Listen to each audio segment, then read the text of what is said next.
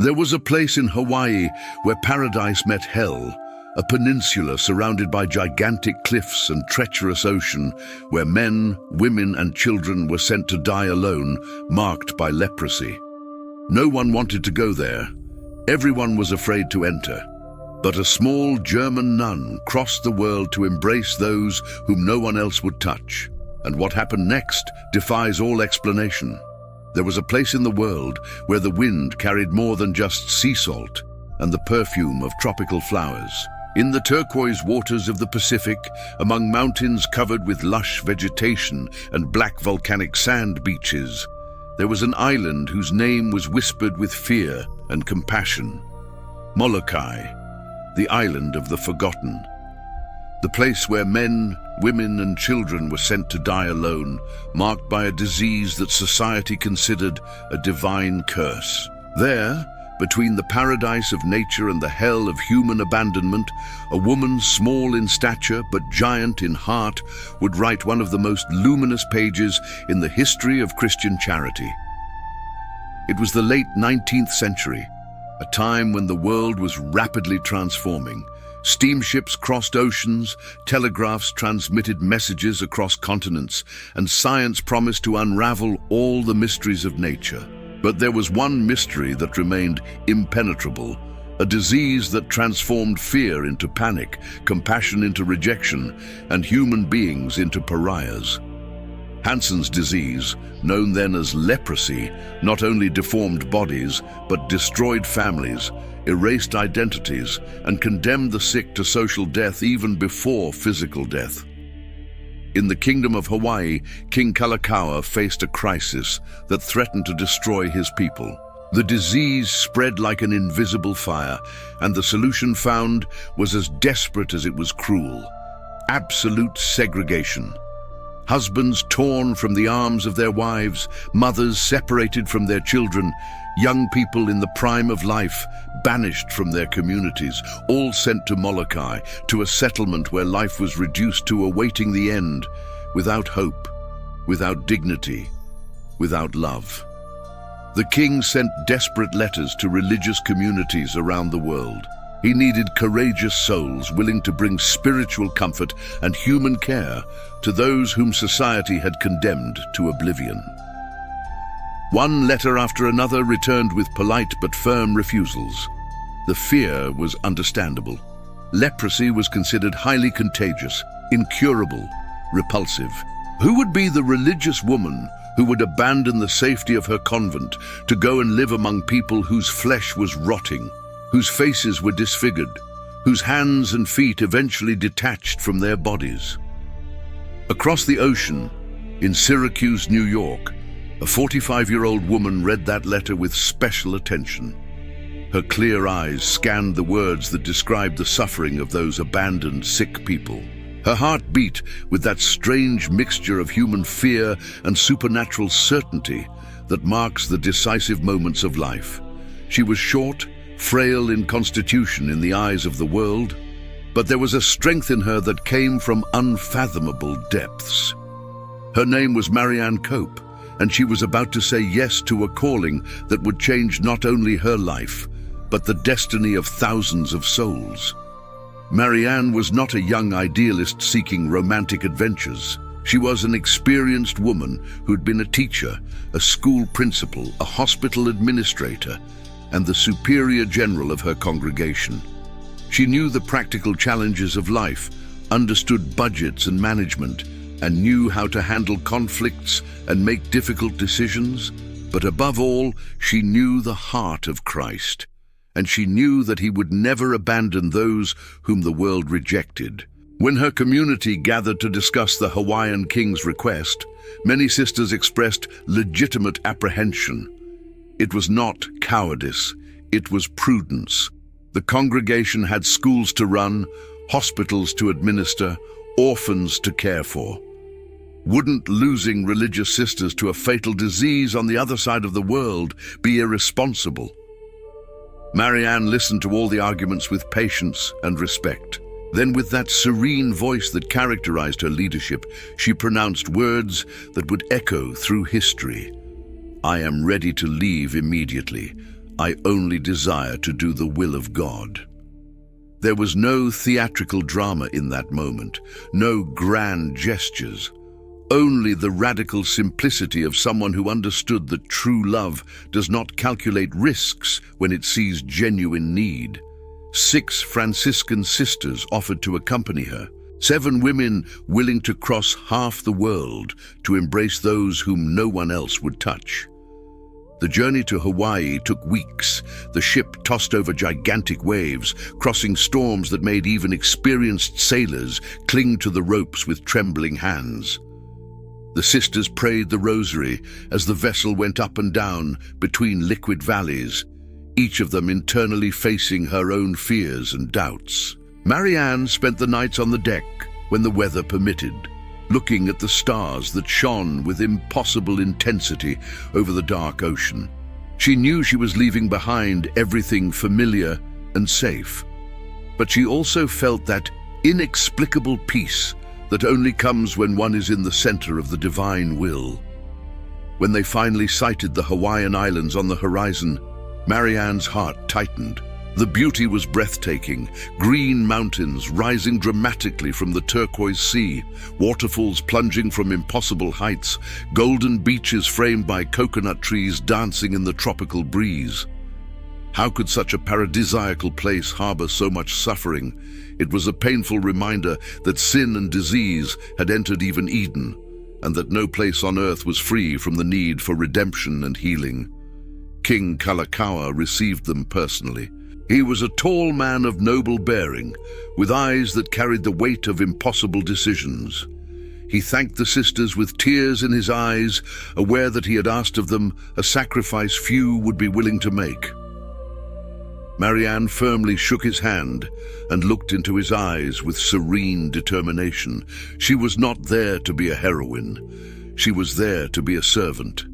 The first days in Hawaii were filled with practical preparation. The sisters needed to adapt to the tropical climate, learn basic elements of the Hawaiian language, and understand local customs.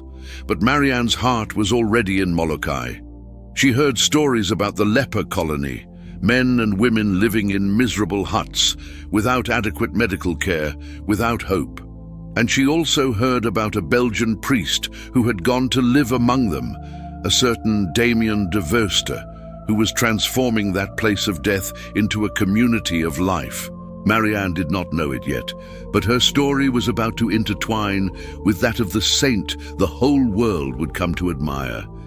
Together, although coming from such different places and with such distinct personalities, they would write a testament of Christian love that would span centuries.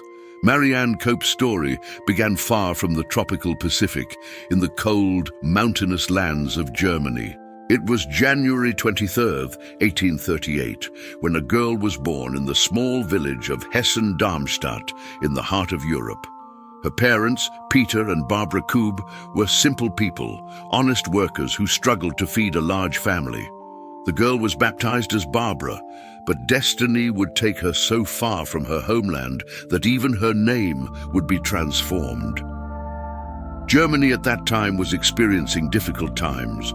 Political revolutions shook the continent, famine threatened rural populations, and millions of Europeans looked beyond the Atlantic in search of hope. The United States of America emerged on the horizon as a land of opportunity, a place where honest work could guarantee a dignified life, where children could grow free from the rigid constraints of the old world. When Barbara was just 1 year old, her family made the courageous decision that would change everything. They sold the little they owned, gathered savings put away with sacrifice, and bought passage for the Atlantic crossing. The voyage was an ordeal that tested faith and resistance. Weeks confined in the dark, stuffy holds of a sailing ship with scarce food, water that smelled rotten, diseases that spread rapidly among the crowded passengers. Many children did not survive the crossing, but little Barbara, wrapped in the loving arms of her mother, arrived at the port of New York fragile but alive. The Koob family initially settled in New York, but soon moved inland to the Utica region, where there was work in factories and on farms. It was there that Barbara grew up, in a home where German was still spoken, where European traditions mingled with American customs, where the Catholic faith was the foundation that held everything together. Barbara was an observant and intelligent child. Her clear eyes seemed to see beyond appearances, capturing nuances that others missed. She had a facility for learning, excellent memory, and that rare quality that combines genuine empathy with natural leadership ability. At the parish school she attended, the nuns soon noticed that the girl was special, not for being extraordinarily talented in one specific area, but for the way she balanced all qualities. She was studious but not proud, gentle but not weak, joyful but not superficial. Adolescence brought heavy responsibilities. Her father worked long hours in a factory, but the wages barely supported the growing family. Barbara, as the eldest daughter, had to leave school at 13 to work. She was also employed in a textile factory, where she spent years operating noisy machines in stuffy environments, breathing cotton dust, repeating monotonous movements for 12 hours a day. It could have been a life that crushed the spirit, that transformed dreams into bitter resignation. But Barbara guarded within herself a flame that no external circumstance could extinguish. In the mornings, before work, she went to Mass. At night, after arriving home exhausted, she read Lives of the Saints by candlelight. On Sundays, when she had time off, she visited the sick of the parish, bringing soups she had prepared herself, offering companionship to lonely elderly people. It was during those years of factory work that Barbara began to feel a growing call. It was not an audible voice. It was not mystical visions. It was something more subtle and deeper, a growing certainty that her life should be dedicated completely to God and to the service of the neediest. But how? Her family depended on her salary. Would leaving them be abandonment? Would it be selfishness disguised as holiness? At 23, after years of inner struggle, Barbara finally found the courage to speak to her parents. The conversation was painful. Her mother cried, her father remained silent for a long time, but both were people of deep faith, and they recognized that they could not block a path that came from God. With immense sacrifice, they reorganized the family finances to dispense with their daughter's salary. In 1862, Barbara left her parents' house and entered the novitiate of the Franciscan Sisters of Syracuse. It was a decisive year in American history. The Civil War ravaged the country. Brother fought against brother.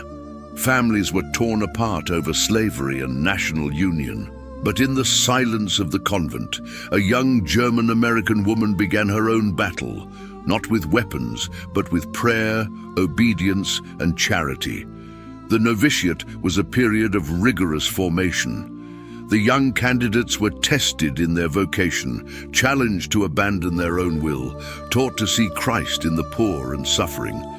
Barbara stood out not by seeking attention, but by her genuine humility and practical competence. When she received the religious habit, she also gained a new name, Marianne. It was Franciscan custom to adopt a new name upon entering religious life, symbolizing death to the old self and birth to a new life in Christ. Sister Marianne Cope was 25 years old when she took her perpetual vows. She was short, fragile in appearance, with a soft voice. Nothing about her screamed greatness in human eyes, but her superiors already perceived exceptional qualities. There was in her a rare combination of deep prayer and administrative efficiency, of compassionate tenderness and firm decision, of Franciscan simplicity and strategic vision. Her first mission was as a teacher in a parochial school. Marianne loved teaching. She saw in every child a precious soul, a universe of possibilities. She was not content merely to transmit academic knowledge. She wanted to form hearts, inspire virtues, prepare young people for lives of meaning and purpose. Her students adored her, not just because she was gentle, but because she saw potential in them that they themselves did not see. But soon the superiors recognized that Marianne's talents went beyond the classroom. She was a person who could be trusted, who solved problems with creativity and common sense, who led without authoritarianism. Gradually, she received greater responsibilities. School director, then hospital administrator, finally superior general of the entire congregation. At St. Joseph's Hospital, which the sisters administered in Syracuse, Marianne demonstrated skills that were decades ahead of her time. She organized rigorous hygiene systems when germ theory was still a controversial novelty. She insisted on adequate training for the sisters who cared for the sick. She implemented financial controls that kept the hospital running even while serving many patients unable to pay. And above all, she created an environment where the sick were not just bodies to be treated, but people to be loved. There was an admirable balance in her. On the one hand, she was a Franciscan mystic who spent hours in prayer, who saw in every patient Christ suffering himself, who lived in voluntary and joyful poverty. On the other hand, she was a pragmatic administrator who understood budgets, who knew how to negotiate with suppliers, who made difficult decisions when necessary. She saw no contradiction between these dimensions. For her, loving God and loving one's neighbor were inseparable, and both required both prayer and practical action. There were 20 years of faithful service in Syracuse, 20 years building a reputation for competence and holiness, 20 years preparing herself, without knowing it, for the call that would define her place in history. The year was 1883. Marianne Cope was 45 years old and held the position of provincial superior of her congregation. She was at the peak of her maturity, known and respected throughout the region for her tireless work among the sick and poor. She could envision a peaceful future, continuing to lead her community, expanding the hospitals under her supervision, training new generations of Franciscan sisters. It was a good, meaningful life, full of purpose. It was then that the letter arrived from the Kingdom of Hawaii. It was not the first time such a letter had arrived. King Kalakaua and his ministers had sent similar requests to more than 50 religious congregations around the world. All had refused. The request was simple in words but terrifying in implications. Send religious women to care for leprosy patients isolated on the island of Molokai. Marianne read the letter alone first, in her small office at the convent. The words described a situation that seemed straight out of a nightmare. Hundreds of men, women, and children diagnosed with leprosy, forced to leave their families and communities, transported by ship to a remote peninsula on the island of Molokai, abandoned there to live and die without hope. The conditions were inhumane. There was no adequate medical structure. Many lived in miserable huts or even in caves. Alcoholism, despair, and violence were common. It was a place where society sent those it wished to forget completely. Any rational person would have closed the letter with sadness but relief. What congregation would be so imprudent as to send its sisters to almost certain death? Leprosy was considered highly contagious. Doctors were still debating its causes, and there was no known cure.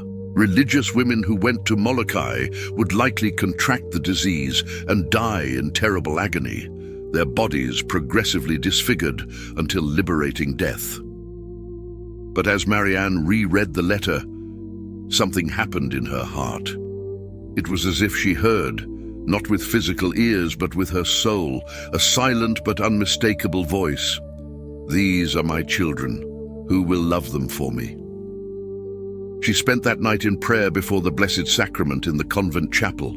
The light of the sanctuary lamp cast dancing shadows on the walls. Deep silence enveloped everything. Marianne knelt down and allowed anguish to flood her heart. She was not an imprudent woman.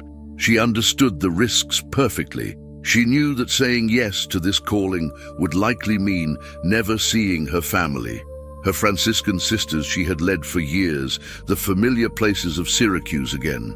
It would mean facing a repulsive disease in a hostile environment on the other side of the world. It would mean possibly a slow and painful death, but as she prayed, an inexplicable peace began to grow within her. It was not peace that came from human guarantees of security. It was peace that comes from knowing with absolute certainty that one is doing exactly what God asks. Marianne remembered St. Francis of Assisi embracing the leper on the road. She remembered Christ healing the lepers whom everyone avoided. She remembered the words of the gospel, "Whatever you did for one of the least of these brothers and sisters of mine, you did for me." When the sun rose the next morning, Marianne had already made her decision. She convened a meeting with the sisters of her province. She read the letter from King Kalakaua aloud. She explained what was being asked without minimizing the dangers. Then she asked a question that would change many lives. "Who is willing to come with me?" There was a long silence. Marianne could see fear in the eyes of many sisters. It was legitimate, understandable, human fear. But then, one by one, 6 hands went up. 6 women willing to follow their superior to the ends of the earth. They were not inexperienced young women seeking romantic adventure. They were mature, religious women who understood what they were offering, their lives. The following weeks were filled with frantic preparation. Letters were exchanged with the Hawaiian government. Ship passages were reserved. Families were informed. Painful goodbyes were said. Marianne wrote moving letters to brothers and sisters she had not seen for years. She did not know if she would see them again in this life. But there was no regret, no hesitation. On the contrary, the closer the departure date approached, the more Marianne felt that strange joy that comes from being perfectly aligned with the divine will. It was as if the last 20 years had been preparation for this moment. All the administrative skills, all the experience in hospital care, all the spiritual formation converged on this purpose. The farewell in Syracuse was charged with emotion. Hundreds of people gathered to bid farewell to the 7 courageous sisters. There were tears, prolonged hugs, promises of constant prayers. Many believed they were saying goodbye forever. The trip to Hawaii was long and dangerous. And even if they arrived safely, the chances of contracting leprosy and dying there were immense. Marianne embraced each sister of her community. She looked into the eyes of each one, conveying that serenity that characterized her leadership. Her last words before leaving were simple but profound. "We go to do the will of God. There is nothing to fear when we are in the arms of the Father." The journey across the American continent to the port of San Francisco took days by train. The endless plains of the Midwest gave way to the Rocky Mountains, which in turn yielded to the golden lands of California. In San Francisco, they boarded the ship that would take them across the Pacific. The crossing lasted weeks. The ocean was sometimes a serene blue that merged with the sky, but often turned into a furious monster, with waves that looked like liquid mountains ready to swallow the ship.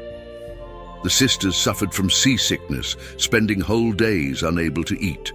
But Marianne kept everyone's spirits high. She organized communal prayers, sang Franciscan hymns, and constantly reminded them of the purpose of their journey. When they finally sighted the Hawaiian Islands, the beauty was breathtaking. But Marianne knew that beneath that external beauty, deep suffering awaited them. The port of Honolulu buzzed with activity when the ship docked. Sailors shouted commands. Stevedores carried heavy crates. Merchants announced their goods in a confusing mix of English, Hawaiian, and various Asian languages. The smell of fresh fish, tropical fruits, and sea salt filled the air. The tropical sun beat down hard, very different from the temperate climate the sisters knew.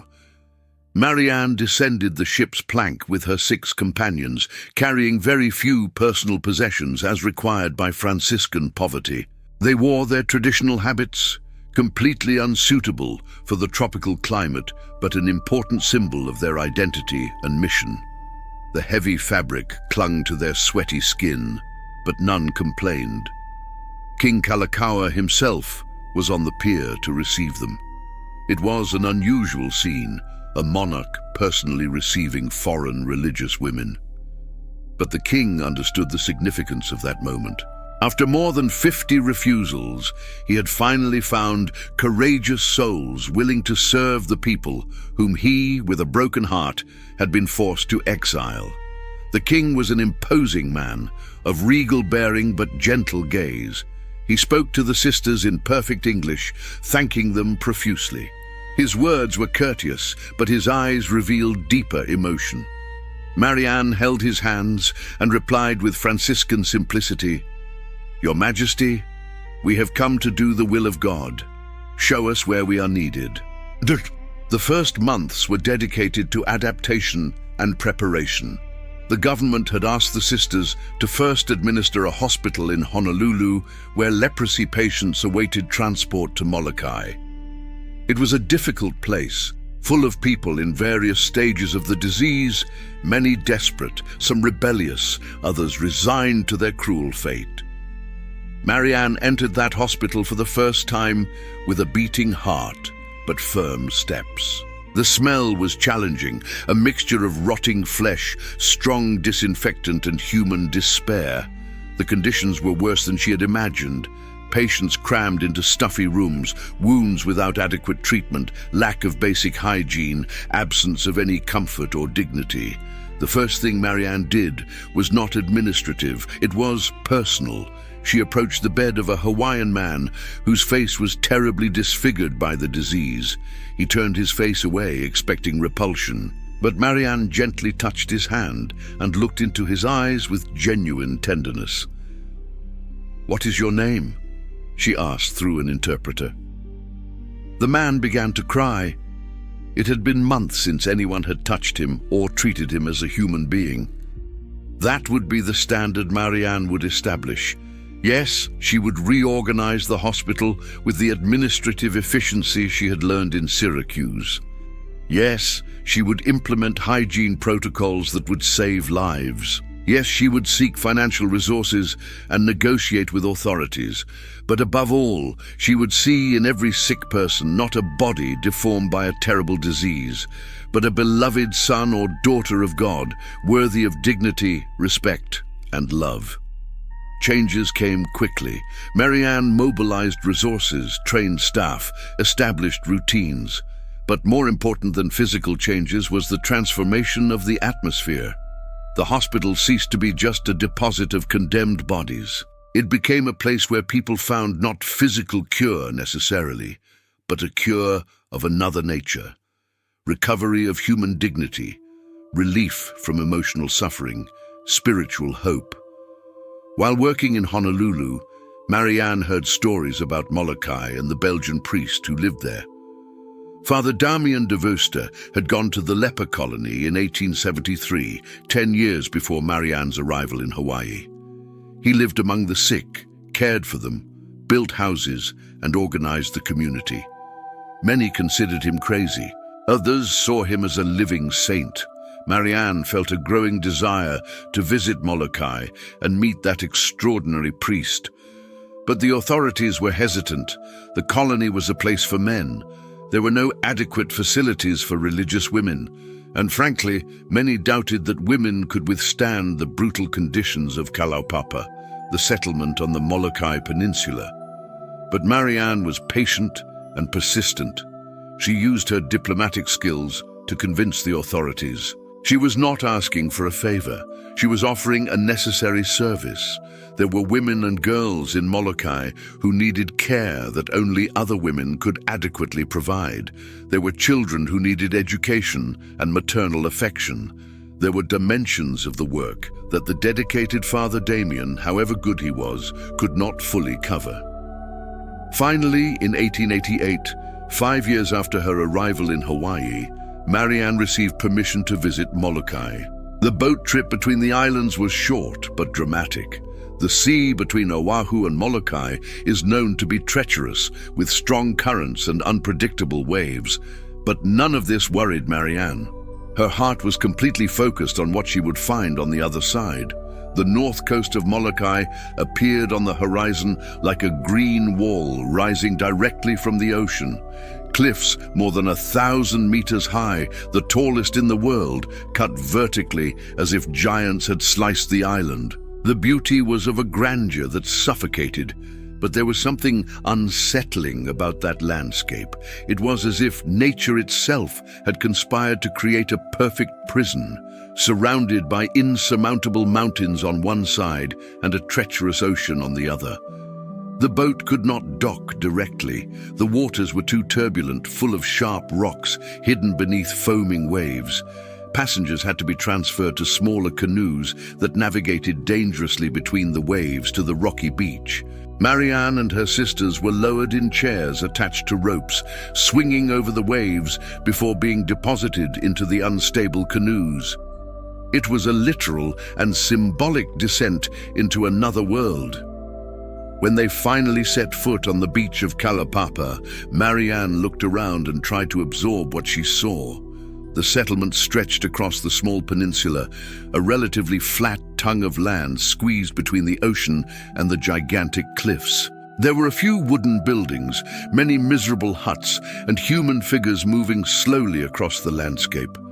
But what truly captured Marianne's attention was the atmosphere of the place. There was a heaviness in the air that had nothing to do with climate or geography. It was the weight of accumulated despair, lost hope, interrupted lives, and shattered dreams. Hundreds of people had been sent to this place not to be cured, but to be forgotten, to die far from the eyes of the society that feared and rejected them. A man approached the newcomers. He was short, robust, with a thick beard and eyes that shone with feverish intensity. His face showed signs of the disease that he himself had contracted after years of living among the lepers. It was Father Damien de Veuster, the Belgian who had become a living legend. The meeting between Marianne and Damien was a moment charged with meaning. Here were two souls who had responded to the same calling in different ways. Damien was a man of intense action, an indefatigable builder, a leader sometimes authoritarian but always dedicated. Marianne was a more subtle leader, a careful administrator, a serene presence. He was a storm. She was a constant breeze, but both were moved by the same love for Christ and for those whom Christ loved especially, the poor, the sick, the rejected. Damien took the sisters on a tour of the colony. Each stop revealed a new layer of suffering, but also remarkable human resilience. There was the church he himself had built, simple but dignified, where the community gathered for Mass. There were small, improvised hospitals where the most seriously ill were cared for. There were workshops where some could still work. There were rudimentary schools where children learned to read and write. But there were also brutal realities impossible to ignore. Men whose faces were formless masses of deformed flesh.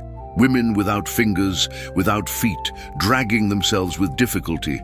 Children with eyes full of confusion, not understanding why they had been torn from their families. The smell of necrotized flesh, mixed with the perfume of tropical flowers, created a disturbing contrast. Marianne absorbed everything with a broken heart, but a firm spirit. She did not look away. She did not pretend the situation was less terrible than it truly was, but she also did not allow the horror to paralyze her. Her practical mind was already working, identifying needs, planning interventions, thinking about how to bring order and dignity to that chaos of suffering. Damien spoke quickly, passionately, showing everything he had built, but also everything that was still missing. He was visibly ill. Leprosy was progressing in his body. His hands were deformed, his skin stained. But his eyes still burned with that fierce determination that characterized him. He knew he did not have much time left. The disease he had contracted caring for others would soon take him. "We need you here," Damien told Marianne urgently. There are girls and women who need care that I cannot give. There are children who need proper education. There is work for 10 lives, and my life is ending." Marianne held the priest's deformed hands. "Father Damien, I will return. I will organize everything necessary in Honolulu, and I will return to stay." It was a promise she would keep with absolute fidelity, but before that, she had to witness a painful farewell. Father Damien died in April 1889 at only 49 years old, his body consumed by the disease he contracted serving the lepers of Molokai. His death moved the world. Newspapers published his story. He was hailed as a hero and martyr of charity. But for Marianne, Damien's death meant something beyond the loss of a friend and collaborator. It meant that the responsibility for the colony now fell much more heavily on her shoulders. The dynamic priest was no longer there to care for the men. She and her sisters would have to take on much more. Marianne did not back down. In November 1889, she and 2 sisters moved permanently to Molokai. They carried very few possessions, extra habits, a few religious books, basic medical supplies. But they brought something infinitely more valuable, an unwavering commitment to serve those whom the world had forgotten. The first weeks were filled with frantic organization. Marianne established a home for the sisters in a small building that served as a convent, school, and dispensary. She immediately began structuring programs: education for children, special care for sick women, an orphanage for girls whose parents had died. But more important than programs was presence. Marianne was simply there. She walked the dirt roads of the colony, stopping to talk to every person. She visited huts where the most seriously ill lay on mats on the floor. She held deformed hands. She cleaned repulsive wounds. She comforted women who wept for the children they had left behind. She embraced children who trembled with fear at night, and something extraordinary began to happen. The atmosphere of the colony began to change. Where there was only despair, a spark of hope emerged. Where there was only loneliness, community appeared. Where there was only death, life of a different quality sprouted. The years that followed were filled with work that tested the limits of human endurance. Marianne woke up before dawn and rarely rested until the moon was high in the sky. Her responsibilities were multiple and overwhelming. She was an administrator, nurse, teacher, spiritual mother, conflict mediator, strategic planner, and resource provider. There was never a moment when someone did not need her. But what was impressive was not just the amount of work she did, but the quality of presence she maintained. Marianne never treated the sick as numbers or cases. Each person was a unique individual, with their own history, their own dreams, their own dignity. She learned their names, knew their families, remembered details that revealed genuine attention. There was a Hawaiian girl named Lucy who arrived at the colony at 8 years old. She had been torn from her screaming mother's arms, placed on a ship, and sent to Molokai without an explanation a child could understand. Lucy was mute from trauma when Marianne first found her, huddled in the corner of a hut, eyes vacant. Marianne sat beside her without speaking. She just stayed there, a silent but solid presence. She returned the next day and did the same, and the day after. For weeks, she visited Lucy daily, sometimes staying in silence, sometimes singing Hawaiian hymns she had learned softly, sometimes simply stroking the girl's hair. It took months, but Lucy finally spoke. First, they were whispered words, then short phrases. Eventually, the whole story came out. Fear, confusion, anger, the pain of separation. Marianne listened to everything with infinite patience. She offered no false explanations or cheap comfort. She simply welcomed the child's pain and remained present in it. Lucy became one of the many children Marianne welcomed into her orphanage. The place was simple, a wooden building with basic dormitories, an improvised classroom, a small chapel. But it was a home. The girls learned to read and write, studied arithmetic and history, practiced music and arts. Most importantly, they experienced the maternal love that many had lost. Marianne organized a school not only for the girls in the orphanage, but for all the children in the colony. She firmly believed that education was everyone's right, regardless of disease or circumstance. She faced resistance from some who argued, "Why educate children condemned to die here?" Her answer was firm, because they are children of God with minds that deserve to be nourished and souls that deserve to be formed.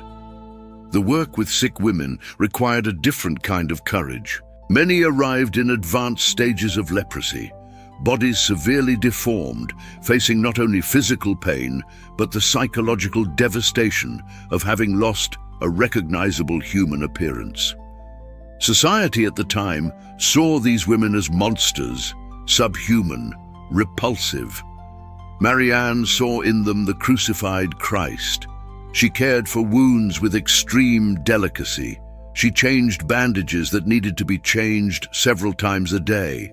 She bathed bodies that others would consider untouchable.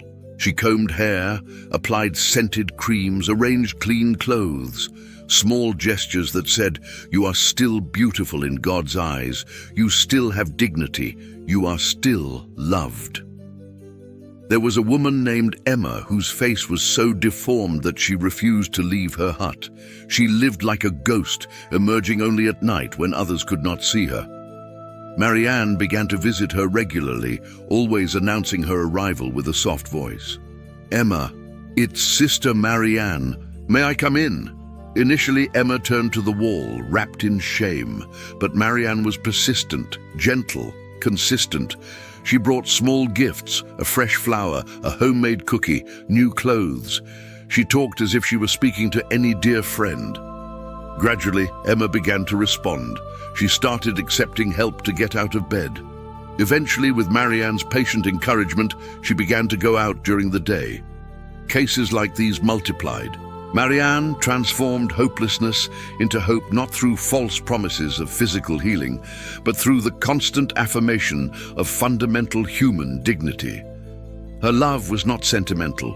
It was robust, practical love that dirtied its hands, faced hard realities, and did not recoil from anything. The administration of the settlement also required skills beyond individual care.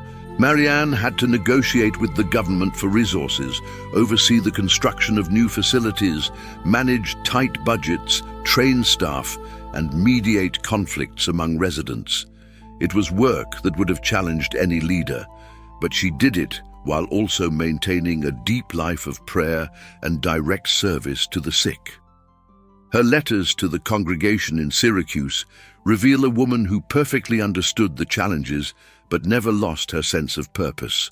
"The work is hard," she once wrote, "but every day I see the face of Christ in our dear sick people, and that makes everything light." Something remarkable was happening that puzzled even the most skeptical doctors.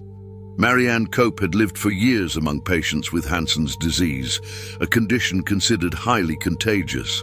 She cared for open wounds, changed bandages, and had direct and constant physical contact with people in various stages of the illness. Other Franciscan sisters who had come with her or arrived later contracted the disease. Father Damien had contracted it. Dozens of medical workers over the years had fallen ill.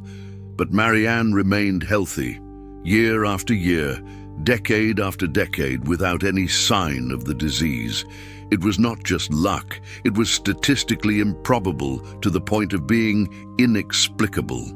Doctors who visited Molokai were perplexed. Some tried to find scientific explanations. Perhaps she had a rare natural immunity, perhaps her hygiene practices were extraordinarily effective. But no explanation seemed completely adequate. For the residents of Molokai, there was no doubt. It was a miracle. God protected his faithful servant so she could continue serving. Marianne herself never attributed any special merit to herself. When asked how she explained her continued health, she simply smiled and said, "God takes care of those who do his work." But there were other episodes that took on the tones of legend. One night, during a violent storm that lashed Molokai, lightning struck near the orphanage where Marianne and the girls were. The electricity made the wood hiss, and the air was charged with the smell of ozone. Some children screamed in terror, but Marianne calmly gathered everyone around her, blessed them with the sign of the cross, and began to pray. The storm continued to rage for hours, but no other lightning bolt struck near the orphanage, although it hit several other buildings in the colony. There were also stories of healings that witnesses attributed to Marianne's prayers. A man named Joseph was in a terminal state, his body consumed by infections, a high fever, delirious and unconscious. Doctors said it was a matter of hours. Marianne spent the night by his bedside, praying the rosary, applying cold compresses, whispering words of comfort to ears she didn't know could still hear. At dawn, Joseph opened his eyes. The fever had broken. The infections began to recede. He lived 5 more years after that episode, enough time to reconcile with a daughter from whom he was separated and to die in peace. Joseph always insisted that it was Mother Marianne's prayer that brought him back. The doctors had no better explanation. A girl named Leilani arrived at the colony in profound psychological trauma. She would not eat, she would not sleep, she only screamed and cried non-stop. She was wasting away before everyone's eyes. Marianne began to care for her personally, holding her in her lap for hours, singing Hawaiian lullabies, gently rocking her. Gradually, over weeks, Leilani began to calm down. The screams gave way to sobs. The sobs eventually ceased. She started eating again, then smiling and finally playing with other children. Modern psychologists would say it was therapeutic patience and maternal love that healed the girl's trauma. But for those who witnessed the transformation, it seemed that Marianne had a special gift from God for healing not only bodies but wounded souls. There were reports that her mere presence brought inexplicable peace. When situations of conflict or panic arose in the colony, and they arose frequently after all, there were hundreds of traumatized people living in confinement. The simple fact that Marianne appeared seemed to calm tempers. Her soft voice, her serene countenance, her maternal presence had an almost supernatural effect of restoring order and peace. One particularly dramatic incident occurred when an influenza epidemic hit the colony. The flu, already dangerous for healthy people, was potentially fatal for those whose immune systems were already compromised by leprosy. Dozens fell ill simultaneously. The small hospital was completely overwhelmed. Panic spread. Marianne worked non-stop for 3 days and 3 nights. She did not sleep, barely ate. She went from bed to bed, caring for every patient, organizing help, ensuring no one was forgotten. On the 3rd day, she herself began to show signs of extreme exhaustion. She stumbled when walking. Her sisters begged her to rest. She refused. Finally, during a night vigil beside a particularly grave patient, Marianne fainted. When she regained consciousness moments later, she was surrounded by worried sisters and patients. But something remarkable had happened. Several witnesses reported that at the exact moment Marianne collapsed, they felt as if a wave of energy or an invisible presence had passed through the hospital. And from that moment on, the epidemic began to recede. Those who were on the verge of death began to improve. New cases stopped appearing. Marianne attributed everything to the community's prayers and God's mercy. But those present told the story differently. For them, God had worked a miracle through his faithful servant, who had given herself to the point of nearly dying for others. As years passed and Marianne's fame spread, stories began to emerge that had the quality of pious legends. Some were probably exaggerations or embellishments of real events. Others were difficult to verify, but were told with such consistency that they seemed rooted in genuine experiences. Hawaiian women in the colony recounted that one night, when the full moon illuminated Molokai with silvery clarity, they saw a luminous figure walking alongside Marianne as she made her nightly rounds through the hospital. They described the figure as a tall woman dressed in white, radiating soft light. Some said it was Our Lady. Others believed it to be a guardian angel. Marianne, when questioned, simply smiled and changed the subject. There was a persistent story about a mysterious perfume. Several people reported that in moments of great anguish, when they were desperately praying for relief or consolation, an inexplicable fragrance filled the air around them. It was not the scent of local flowers or scented products. It was a different smell, impossible to describe, but unmistakable once experienced. And whenever this perfume arose, it was followed by a sensation of deep peace or some form of unexpected help. One such occurrence was documented in more detail. A woman named Mary was alone in her hut, facing unbearable pain from an advanced infection. It was the middle of the night. There was no one nearby to help. She began to pray, asking for Mother Marianne's intercession, calling her name repeatedly. Suddenly, the inexplicable perfume filled the small hut. The pain, although it did not disappear completely, became bearable. Mary finally managed to sleep. In the morning, Marianne appeared at her door, saying only, "I came to see how you are." When Mary asked how she knew help was needed, Marianne replied enigmatically, "Sometimes God lets me know when someone needs me." Hawaiian fishermen sailing near the coast of Molokai told a strange story. They said that sometimes, during particularly violent storms, they saw a bright light emanating from the peninsula where the colony was located. It was not the light of a lamp or a bonfire. It was a different glow, more intense and of an almost supernatural quality. And when they saw that light, they knew that even in the most turbulent waters they would be safe, as if the light itself guided and protected them. There were also legends about the orphanage. The girls who lived there recounted that at night, when they were scared or homesick, they sometimes felt an invisible but comforting hand stroking their hair, as a mother would do to calm a child. And although Marianne slept in a separate room and was not physically present, the children swore they recognized her touch, her presence, her love. One particularly beautiful legend, although impossible to verify, was told by older Hawaiian natives. They said that the spirits of the island, the menehune of the ancient Hawaiian legends, had recognized Marianne as a kahuna wahine, a wise and sacred woman. And because of this, the land of Molokai itself protected and helped her. The wind blew softer when she walked. The rains never caught her completely off guard. Medicinal plants grew abundantly near the trails she frequented. These legends reflected a deeper truth. Marianne had become part of the spiritual fabric of Molokai.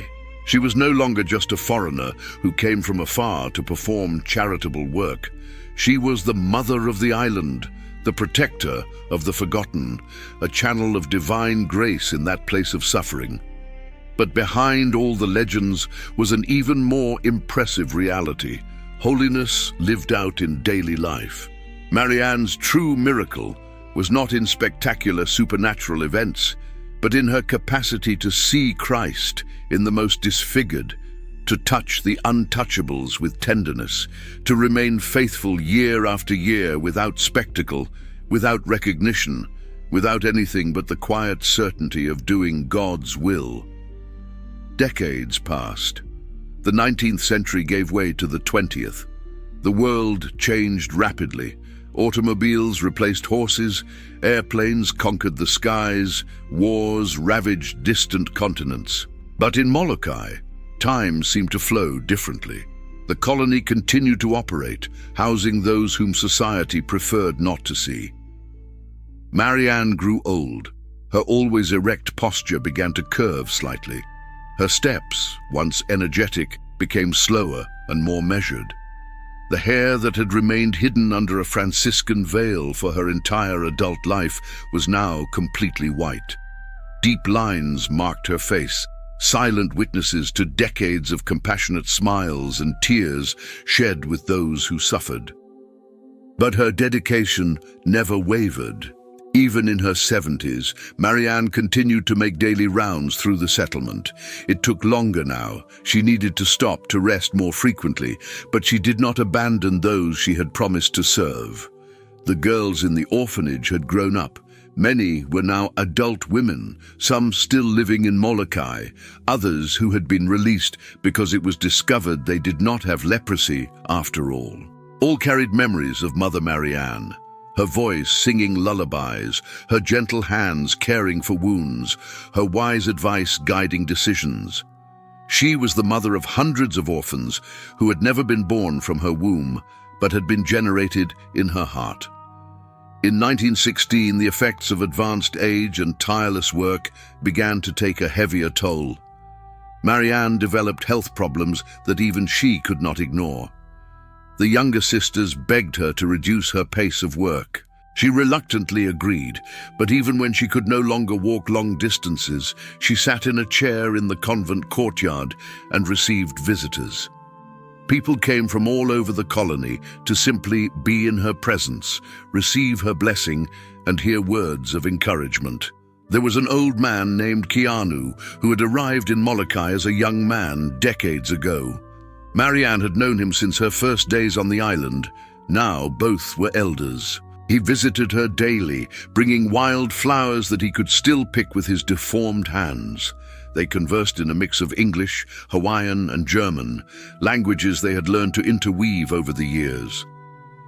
"Mother," Keanu said one afternoon, "when you leave, what will become of us?" Marianne held his hands with the tenderness that had characterized every one of her gestures over 3 decades. "Keanu, I will never truly leave you. My body may rest, but my love for you and my prayers will continue, and God will always send others to continue the work." It was conversations like these, simple but profound, that marked Marianne's final months. She was aware that her earthly life was approaching its end, but there was no fear, no regret. There was only the deep peace of someone who knew she had fully lived the vocation received. In August 1918, Marianne became seriously ill. It was not leprosy. After 30 years of constant exposure, she had remained miraculously free of the disease. It was simply the exhaustion of a body that had given everything it had in service to others. She was confined to bed in the small convent that had been her home for so many years. The sisters took turns in constant vigil by her side. Patients from the colony lined up outside, wanting to see her one last time, receive one last blessing. Marianne received everyone with serene grace, even when speaking became difficult. Her eyes, still clear and penetrating despite her age, communicated a love that words could not express. In the early morning of August 9th, 1918, Marianne Cope surrendered her soul to God. It was a peaceful passing, surrounded by her Franciscan sisters, who prayed softly, lulling her to eternal rest. There was no dramatic agony, just a gentle transition from a life of service to the eternal reward. The news spread through the colony with surprising speed. Even before dawn, people began to gather around the convent. Men who could barely walk dragged themselves along the path. Women came supported by canes. Children, now adults who had grown up under her care, cried openly. The funeral was an event Molokai had never seen before and would never see again. Practically the entire colony attended. The simple wooden coffin was carried by men whose hands, deformed by leprosy, held that precious weight with reverence. Women sang Hawaiian hymns with voices broken by emotion. The procession moved slowly along the dirt roads of the colony, passing by all the places where Marianne had served: the hospital, the orphanage, the school, the church. She was buried in a small cemetery in Molokai, among the people she had served. Her tombstone was simple, without pomp or ostentation, exactly as she would have wished, but her grave immediately became a place of pilgrimage. People came to pray there, leave flowers, and ask for intercession. Marianne Cope's physical death did not mark the end of her influence. On the contrary, it was just the beginning of a legacy that would spread far beyond Molokai. The structures she had created continued to operate. The orphanage continued to house needy girls. The hospital continued to care for the sick. The school continued to educate children. Other Franciscan sisters came to continue the work, inspired by Marianne's example. But more important than physical structures was the transformation of mentalities. Marianne had proven that people with Hansen's disease were not untouchable pariahs, but human beings worthy of love and respect. Her example inspired gradual changes in how society treated the sick.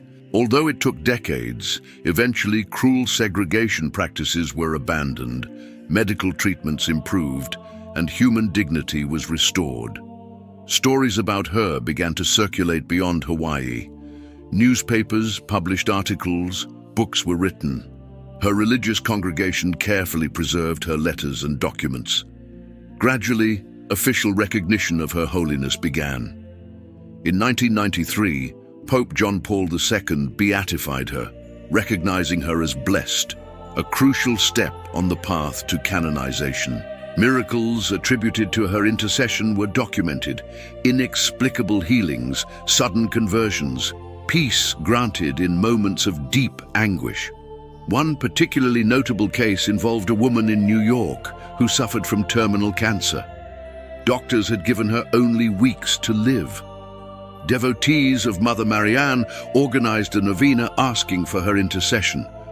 On the last day of the novena, medical tests revealed that tumors had mysteriously shrunk dramatically. The woman lived 15 more healthy years. A Vatican medical commission found no scientific explanation for the sudden remission. Another report came from Hawaii. A man suffering from a progressive degenerative disease was losing mobility and faced a grim prognosis. He visited Marianne's grave in Molokai, prayed fervently, and touched the tombstone with reverence. He returned home and, in the following weeks, experienced an inexplicable improvement. He recovered movement that doctors said was impossible to restore. Finally, on October 21, 2012, Pope Benedict XVI canonized Marianne Cope, declaring her a saint of the Catholic Church. The ceremony in Rome was moving. Hawaiians traveled from afar to be present, bringing leis, singing traditional hymns, offering cultural tribute to the woman who had loved their people so much. But perhaps the true legacy of Saint Marianne Cope is not in official ceremonies or documented miracles. It is in the countless lives she touched and transformed. It is in the orphaned girls who found maternal love when the world had abandoned them. It is in the sick who regained dignity when society considered them less than human. It is in the Franciscan sisters who were inspired by her example to serve the neediest around the world. The life of Saint Marianne Cope speaks across the centuries with a message that remains urgently relevant. In a world that still marginalizes the sick, the poor, the different, she proclaims with inexhaustible power, every person has inalienable dignity, every life has infinite value, every human being deserves to be loved. Her story challenges modern notions of self-realization and the pursuit of happiness. Marianne found fulfillment not in comfort or recognition, but in radical self-giving. She discovered genuine joy not in preserving her life, but in spending it completely for others. She achieved true greatness not through accomplishments that the world applauds, but through humble service that the world prefers not to see. For those who face suffering, Saint Marianne offers not easy explanations, but compassionate presence. She did not promise that faith would eliminate pain. She promised that God is present in the midst of pain, that suffering can be transformed into an offering of love, that no life is wasted when lived in union with the crucified Christ. For those seeking purpose, she demonstrates that a life mission can be found simply by saying yes to the immediate needs around us. She did not need to wait for a spectacular calling or a grand opportunity. She saw people suffering and responded, "I am here. How can I help?" For those who work with the sick, the marginalized, or the forgotten, Saint Marianne is a patron and a model. She proved that it is possible to maintain genuine compassion even in the face of overwhelming suffering, that administrative efficiency and maternal tenderness are not contradictory, that competent professionalism and profound holiness can walk together. For communities dealing with stigma and rejection, she offers hope. If the lepers of Molokai could regain dignity and hope, if a place of abandonment could be transformed into a community of love, then no situation is beyond redemption. When Marianne Cope stepped off the boat in Kalaupapa in 1888, she found a place many considered closer to hell on earth. 3 decades later, when she closed her eyes for the last time, she left behind a community transformed by love. She did not magically cure leprosy. She did not eliminate physical suffering. She did not change governmental policies of segregation with a simple speech. But she did something perhaps more profound. She restored humanity where there was dehumanization, brought hope where there was despair, and demonstrated love where there was rejection. The mysterious perfume that so many reported sensing in her presence was not magic. It was simply the fragrance of holiness, a life completely dedicated to God and neighbor, an existence that became transparent to divine love. The lights that fishermen said they saw emanating from Molokai during storms were not a spectacular, supernatural phenomenon. They were a reflection of a deeper light, the presence of someone who had become a beacon of hope in a place of darkness. The miraculous protection that kept her free of leprosy for 3 decades was not a personal privilege. It was divine providence ensuring that the work of love could continue, that more lives could be touched, that the testimony of Christian charity could be completely written. Saint Marianne Cope lived a life that proves a central truth of the gospel. Love is stronger than fear. Life is found through self-giving, and the greatest greatness is in serving the least. Today, more than a century after her death, her example continues to inspire. Hospitals around the world bear her name. Religious communities are inspired by her model of service. Countless people, when facing difficult calls, remember the little German-American nun who said yes to Hawaii and find the courage to say their own yeses. In Molokai, the wind still blows across the peninsula where she served. Tropical flowers still perfume the air, and her grave remains a place of pilgrimage where people come to seek inspiration, ask for intercession, and learn what it means to truly love. The life of Saint Marianne Cope proclaims a truth the world desperately needs to hear. No person is so disfigured, no situation so desperate, no place so forgotten that it is beyond the reach of God's love. And that love often comes through human hands willing to get dirty, human hearts willing to break, human lives willing to give everything. She brought light to the darkness of Molokai, not with eloquent words or grand gestures, but with faithful presence day after day, year after year, decade after decade. She touched lepers whom no one touched. She embraced children whom no one wanted.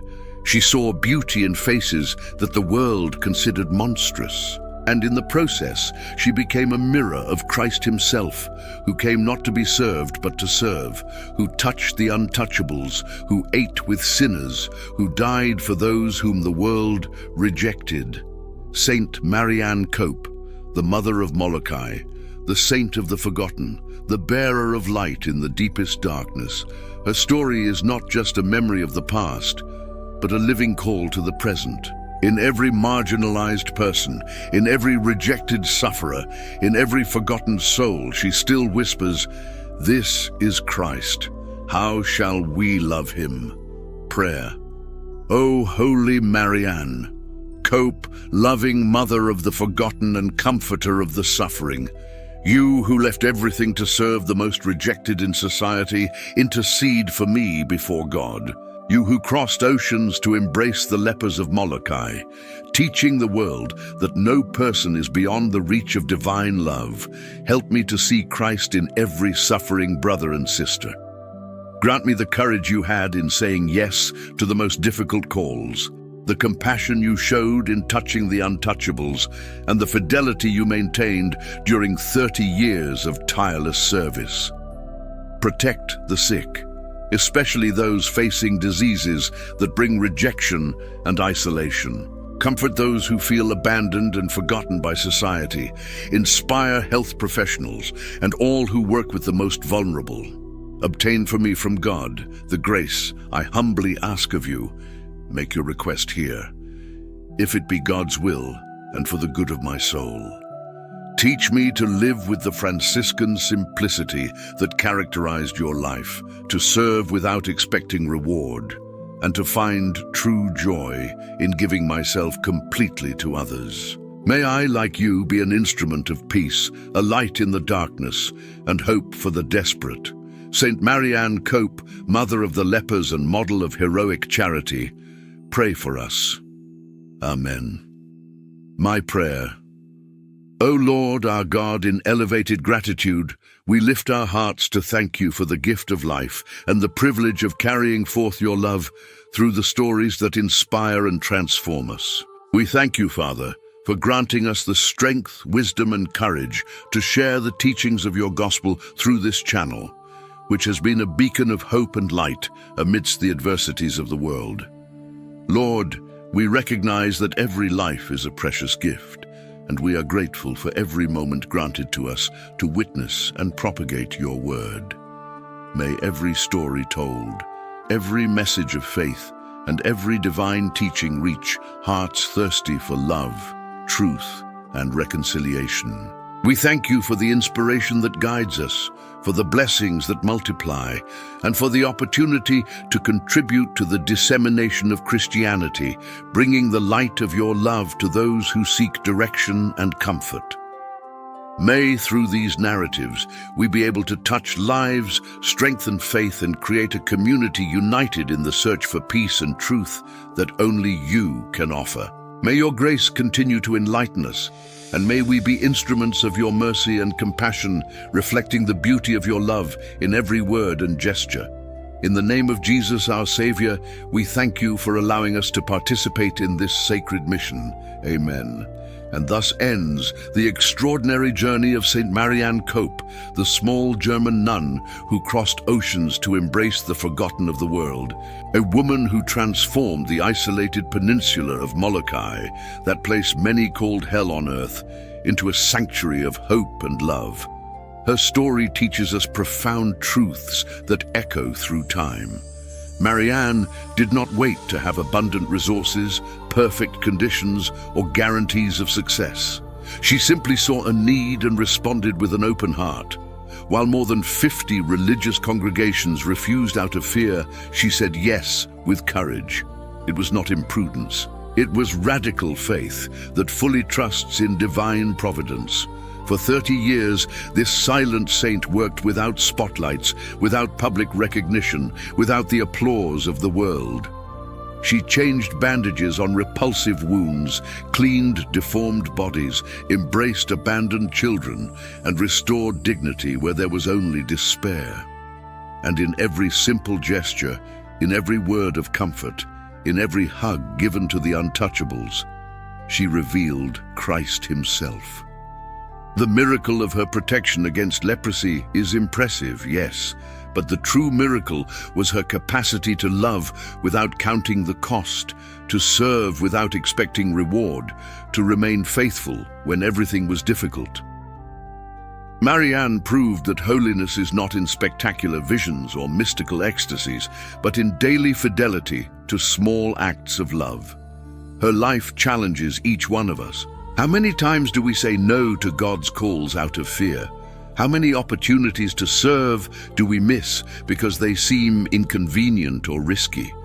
How many modern lepers live around us, the lonely, the rejected, the forgotten, waiting for someone to see them with eyes of compassion?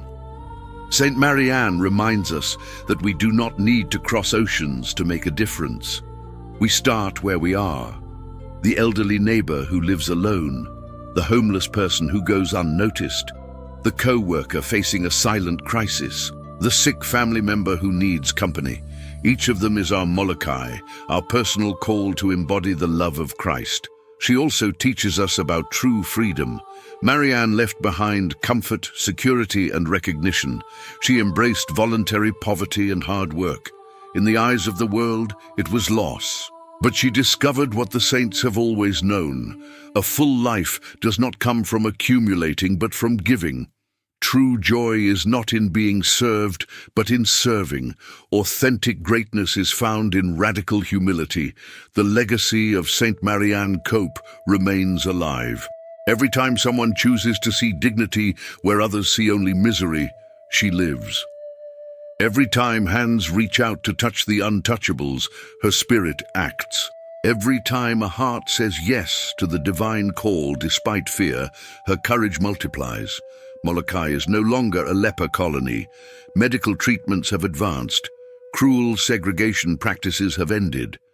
But the world is still full of islands of suffering, of people exiled by disease, poverty, prejudice, or loneliness. And the call remains. Who will go to them? Who will bring light to the darkness? Who will be Marianne for this generation? If this story touched your heart, do not let the inspiration be lost. Subscribe to the Sacred Stories channel to learn about more lives that transform the world through love for God and neighbor. Leave your like so more people can discover these powerful testimonies of faith and courage. Share this video with someone who needs to hear that no calling is impossible when God is at the center. Don't leave yet. Right above, we have specially chosen for you another video of an extraordinary saint whose story can touch your heart in a unique way. Click and continue this journey of inspiration and faith. May the example of Saint Marianne Cope ignite in each of us the courage to say yes to God's calls, no matter how impossible they seem. May we be light in the darkness, hope in despair, and love where there is rejection. Until the next video, may God bless you and all your family.